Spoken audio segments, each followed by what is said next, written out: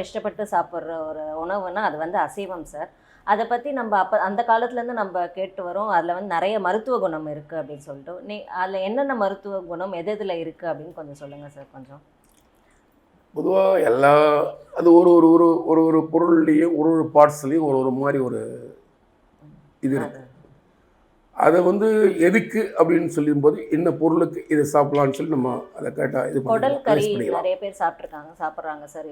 அது அல்சர் அந்த மாதிரி உடலில் புண் இருக்குது, குடல் சம்மந்தப்பட்ட புண் இருந்துச்சுன்னா இந்த உடல் கறி போகும்போது தோஞ்சல்னு சொல்லுவாங்க. அது பேர் குடல் கறின்றது உள் தோஞ்சல் மாதிரி. இது அது உள்ளே போகும்போது கொழுப்புடைய லேயர் வந்து அந்த புண்ணு மேலே படிஞ்சிச்சுன்னா அந்த புண்ணு சீக்கிரம் ஆயிடுன்னு சொல்லுவாங்க.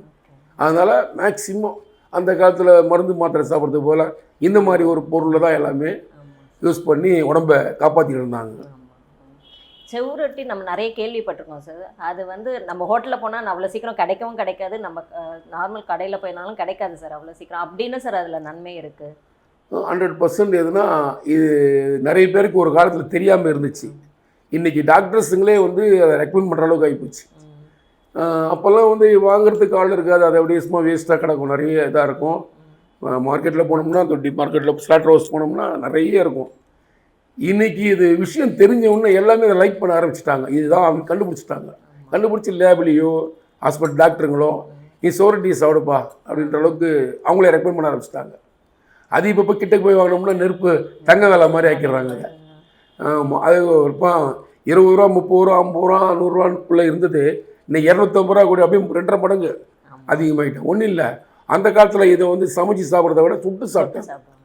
அதை வந்து என்ன பண்ணால் லைட்டாக மிளகாத்தூள் உப்பு மட்டும் போட்டு நமக்கு அதை உள்ளே அமட்டக்கூடாது திகட்டக்கூடாதுன்றதுக்காக உப்பு மஞ்சத்தூள் மட்டும் கொஞ்சம் இது பண்ணி அதில் ஹீட்டில் சூடு பண்ணி அதை சாப்பிட்ருவாங்க. ஆனால் அந்த டேஸ்ட்டு அது வேற இல்லை. ஆமாம், அது ஒரு ரியல் டேஸ்ட்டு. ஆயில் எதுவுமே இல்லாமல் ஒரு நேச்சுரலாக இருக்கும். இப்போ காலகட்டத்துக்கு அந்த மாதிரி யாரும் லைக் பண்ண மாட்டாங்க. அந்த மாதிரி சாப்பிட்றதே இதோட முறை ஒரு இது பண்ணுறாங்க, ஒதுக்குறாங்க. அதனால் டாக்டர் கம்பல் பண்ணி சாப்பிட்டு தான் ஆகணுன்றாங்க. இப்போ என்ன பண்ணலாம், சின்ன சின்ன இதாக கட் பண்ணி நல்லா கொதிக்க வச்சு அதனுடைய தண்ணி எசன்ஸ் எடுத்து அதை சூப் மாதிரி சாப்பிட்றலாம். ரெண்டாவது அந்த கவுச்சித்தன்மை கொஞ்சம் அதிகமாக இருக்கும் அதில். இந்த இதில் வந்து கவுச்சித்தன்மை அதிகமாக சில பேருக்கு அமட்டும். அதனால சின்ன சின்ன பீஸாக கட் பண்ணி ஒரு கல்லில் கொஞ்சம் போல் நமக்கு எண்ணெயோ ஏதோ ஒன்று விட்டு மிளகு ஜீரகம் பூண்டு கருவேப்பிலை இதை அப்படியே போட்டு நல்லா லைட் நெருப்பு கொடுத்து ட்ரை பண்ணிடணும்.